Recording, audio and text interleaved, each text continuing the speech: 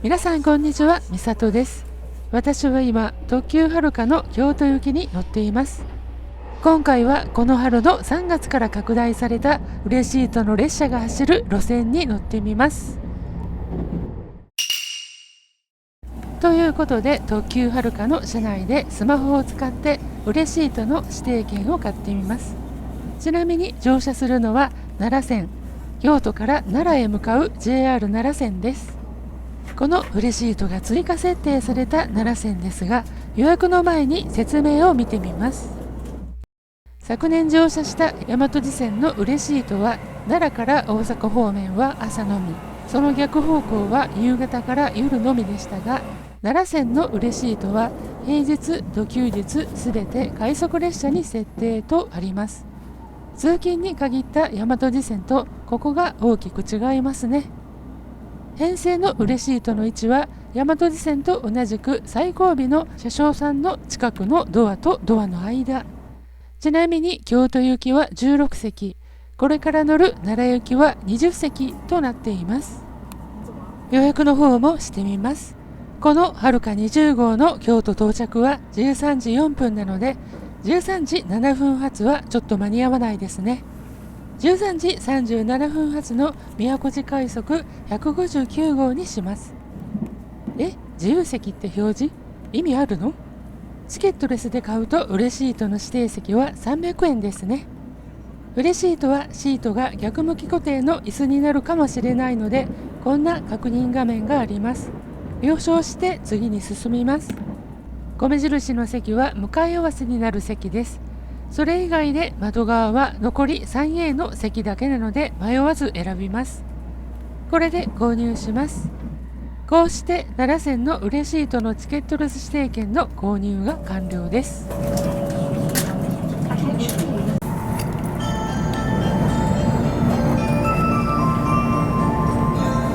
乗車している特急はるかは桂川駅を通過してサンライズと同じチャイムが流れて、まもなく京都到着となります。京都に到着して下車します。乗車している特急はるかの車両は新しい271系で、今日乗って気がついたのはキティちゃんの枕カバーが薄い布製でなく合成皮革なものになっています。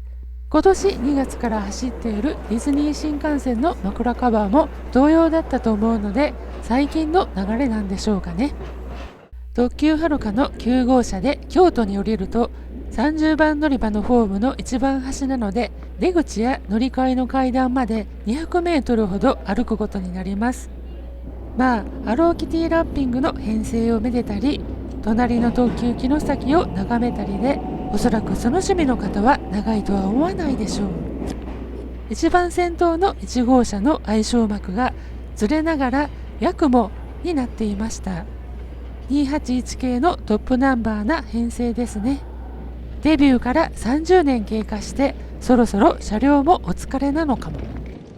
特急はるかのレポート動画に話がそれましたが、そろそろウレシートに乗るべく奈良線ホームに向かいます。すごく人が多いですけど、これが最近の京都駅の日常になってしまいましたね。奈良線ホームは8、9、10番乗り場でここを降ります。ということで宮古路快速の乗り場の10番乗り場に来ました。この電車が折り返し奈良行き宮古路快速159号となりますが、車内清掃のため外で待っています。ドアを閉めている間にウレシートののれんがかけられました。そして清掃も終わってドアが開いて乗車します。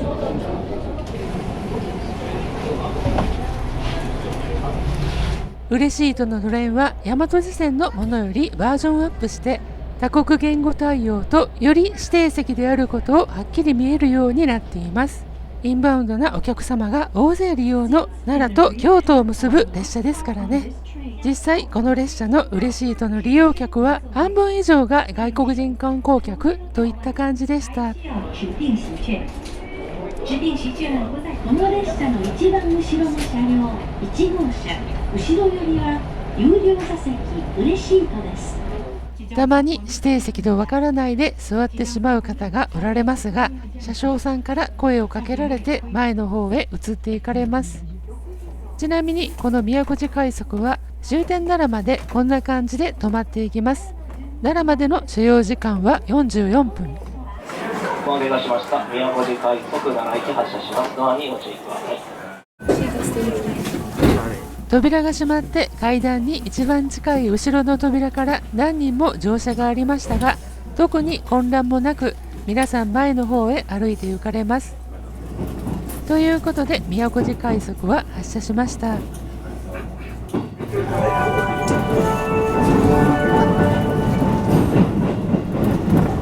日も JR 西日本をご利用くださいましてありがとうございます。この電車は宮古寺快速奈良行きです。東福寺、六地蔵、宇治、常陽、玉水、木津、終点奈良の順に止まります。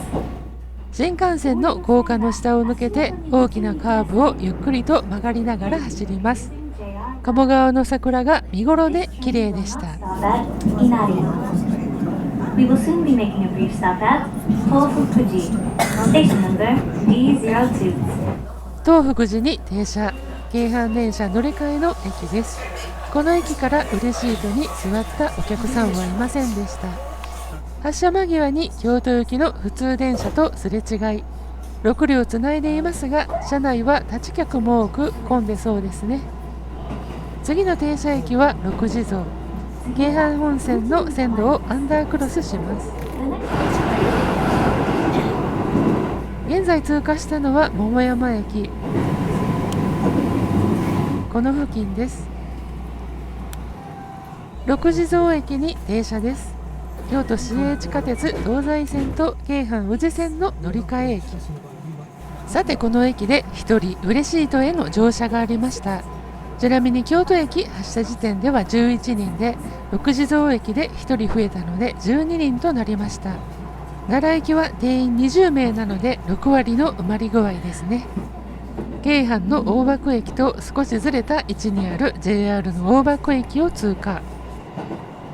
並走していた京阪宇治線が離れたあたりからスピードが徐々に上がって宇治川を渡り宇治駅に停車します。宇治駅のホーム向かいには先行していた普通列車がおり、この列車がいたのでスピードが出なかったのですね。この駅からそこそこの乗車がありましたが、嬉しいとには乗車なしでした。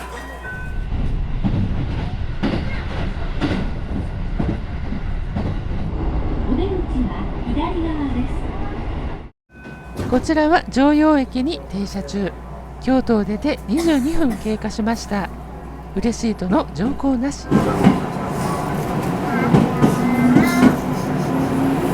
ここは終点奈良までのちょうど真ん中にあたります。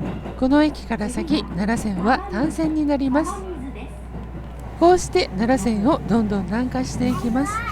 建設中の新名神高速道路の工事区間が見えました。単線区間なので反対側の線路がなく、車窓の見え方も変わります。山城高駅を通過。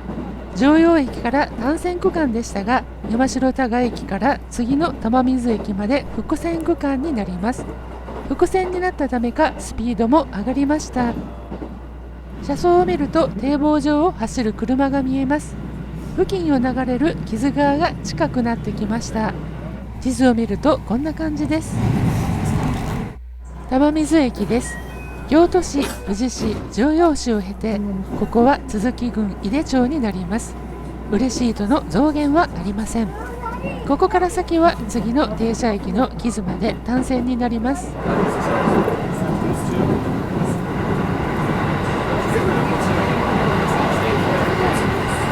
少し見晴らしの良い長めの車窓になりましたが、先ほどの木津川の河岸段丘的な地形になっているのでしょうね。上駒駅を通過。一線スルー可能な駅で高速で通過です。上駒駅の駅舎はコンパクトな作りの駅舎に改築中のようでした。そして木津川を渡りまして、学研都市線が近づいてきて木津駅に停車です。奈良線の区間はここで終わって、宮古寺快速はここから大和路線を走ります。ここも嬉しいとの乗降はなしでした。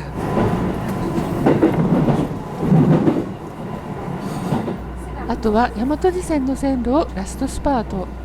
京奈道路の高架が見えて、池の橋あたりで京都府から奈良県に入ります。こうしている間に車掌さんがのれんを外していました。奈良山駅を通過して奈良駅近くの高架区間を走ります。結局ウレシートには6地蔵で1人乗車が増えましたが、そこから先は増減がなく、終始半分以上席が埋まっていたことになりますね。奈良駅に到着です。ということで京都から44分、宮古寺快速のウレシートの旅は終わりました。窓口で買えば530円、チケットレスなら300円、チケットレスと運賃を合わせて1020円、近鉄特急なら34分で特急料金運賃合わせて1280円、チケットレスでないウレシートでも1250円なので少し安くなります。ただ席数は少なめですけどね。以上、奈良線のすべての快速列車でサービスが始まった宮古寺快速のウレシート乗車機でした。今回も最後までご視聴いただき誠にありがとうございました。チャンネル登録をどうぞよろしくお願いいたします。評価の方もしていただけると嬉しいです。